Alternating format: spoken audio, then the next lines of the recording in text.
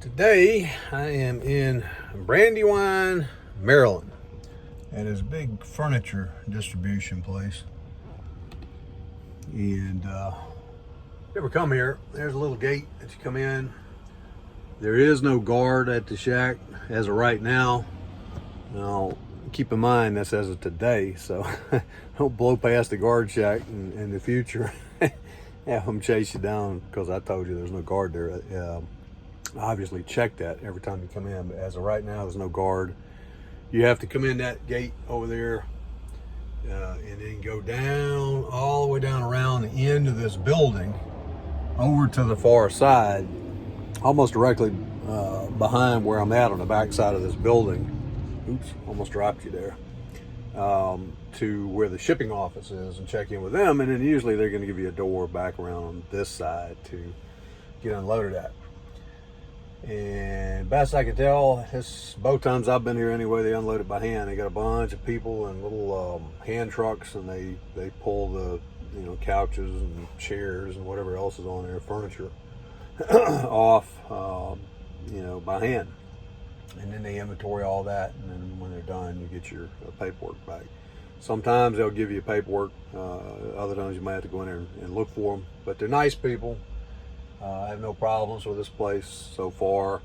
The only thing I would look out for as well, though, is in the parking lot. I don't know if you can see his debris and stuff in there, but in the parking lot, I don't know if it's some busted pallets or what it is, but there's always screws and nails and stuff in there. So do yourself a favor, do your truck a favor, and get out before you back in all the way up to the dock, and make sure there's any screws or nails or stuff might mess your tires up, that you get it up off the ground. Other than that, not a bad run for us, bad run for me. It's the second time I've been here and I like it so far. Picked this load up in North Carolina, Shipper, North Carolina, super nice also. They have a place for you to park outside the gate if you get there early, and then they'll let you in about half an hour, maybe an hour before your appointment. And they load it by hand as well. They're pretty quick at getting it loaded and getting you back out, so not a big deal. Had a backhaul load, and well, let me take that back.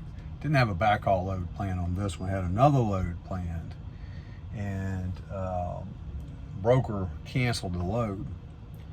And I'm not going to mention the broker's name here in this video, but I will mention that in our Facebook group and also the LD Soul student support group for anybody taking my courses, so that they'll know which brokers are decent and which brokers are dirtbags and liars.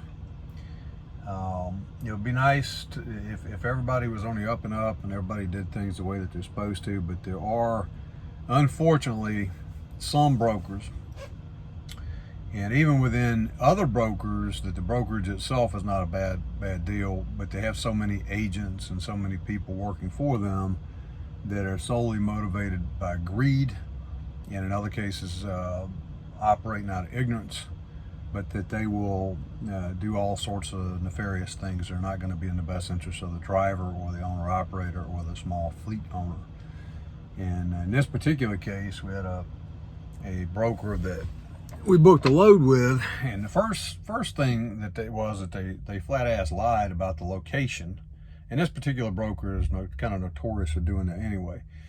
They will put down a location other than where the load's actually originating out of, because they know people don't want to go to the locations where the load's actually at.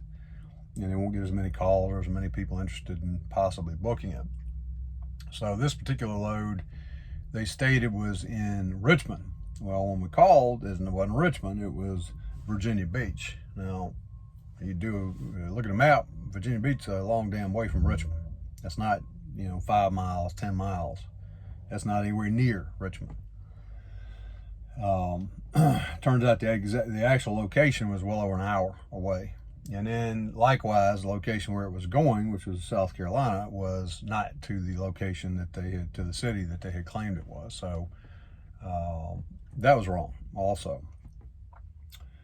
And probably shouldn't have even booked the load, but I booked the load at a rate that was higher than they wanted to book it for.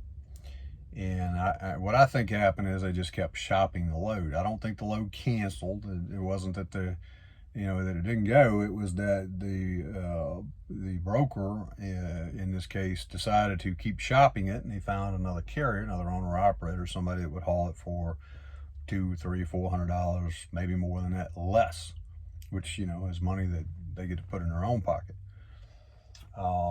And I have a problem with that because, like I said, that's dishonest, and that's a scumbag way to operate your business.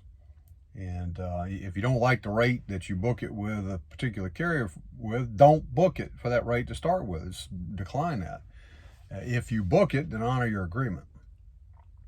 And also, stop putting cities in these things that are not where your loads originate out of. All you're doing is making yourself look stupid, and you're building a reputation that's spreading far and wide that carriers, owner-operators, small carriers aren't going to want to do business with you, and nor should they, because like I said, that's not the kind of people that you want to establish long-term, mutually beneficial relationships with. So if you're new to trucking, you'll learn who the good ones are, who the bad ones are, and like anything else, as you get burned, or as you hopefully learn from experience of other people who have been burned by people playing silly games, you put them at the bottom of your list and avoid using them.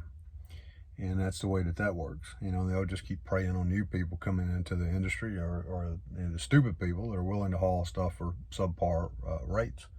So be careful, and be careful who you're dealing with. Look to build long-term relationships with people.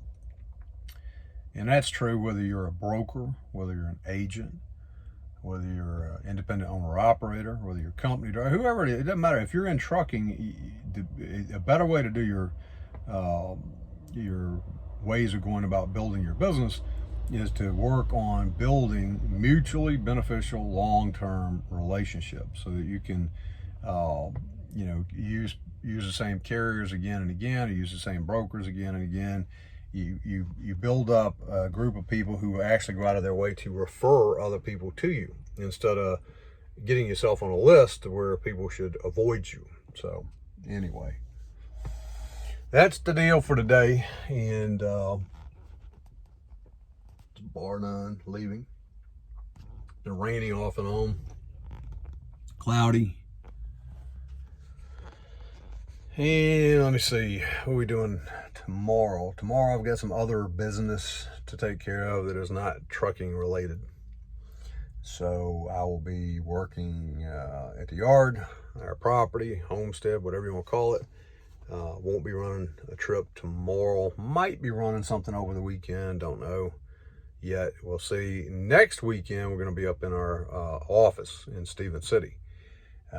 That we just acquired, and are in the process of getting computers turned on, phone lines turned on, everything operational, so that we can start inviting you and other folks that want to come and take a class or do some consulting, eyeball to eyeball, one-on-one, get some training that way, as well as that's where we'll be building our own operations department or operations center, for getting ready to be able to start adding on other drivers sometime during the spring of next year. So as we continue to build our business and build this company into a fleet. So hope you enjoyed the video. Hope you're having a good day.